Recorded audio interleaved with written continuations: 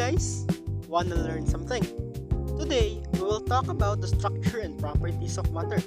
It's your boy Ivan, and today, we'll tackle this lesson. First is, water is a polar molecule. Ibig sabihin, may positive at negative side siya dahil mas malakas sumatak ang electrons at oxygen kaysa sa hydrogen. Dahil dito, mahalaga ang water sa maraming chemical reactions sa katawan at environment. And water has a bent shape. Totoo, hindi siya straight ang ayos. Nakabaluktot ang molecule niya, yung shape na ito ay dahilan kung bakit nagkakaroon siya ng polarity. Water has hydrogen bond.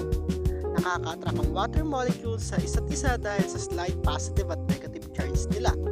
Ito ang nagpapalakas sa maraming special properties ng water. So, this is the structure of water. Water is made of 2 hydrogen atoms and 1 oxygen atom. Kagaya na nasa graph natin, kung nakikita nyo.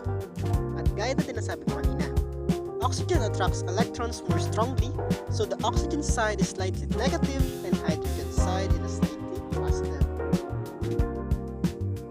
And now, we will deep down to the main properties of water.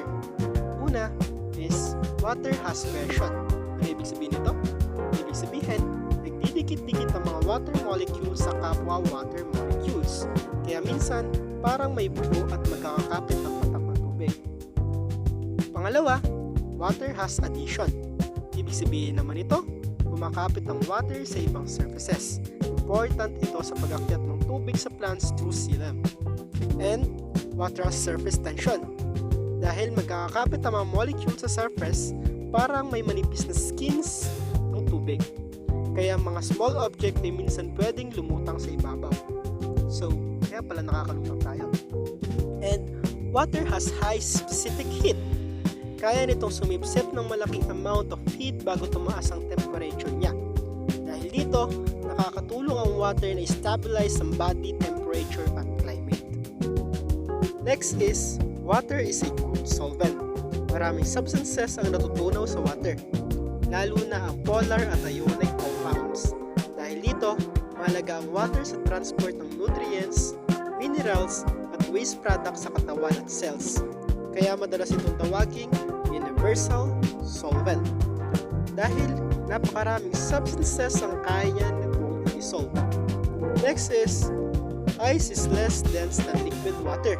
Kapag nag-freeze ang water, nag-a-arrange ang molecules nito ng open crystal structure dahil may mas maraming space sa pagitna ng molecules. Nagiging mas magaan ito kaysa sa liquid water. This is why lumulutang ang yelo. And that helps protect the aquatic life because the ice form on the surface first.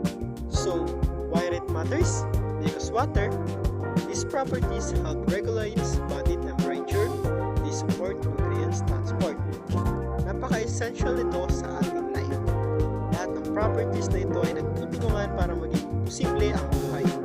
Water helps digestion, circulation, temperature control, waste removal, photosynthesis, at many cellular processes. Without water's special structure and properties, many life processes would not work properly. So yun lang, salamat sa pakikinig, and for more informational videos,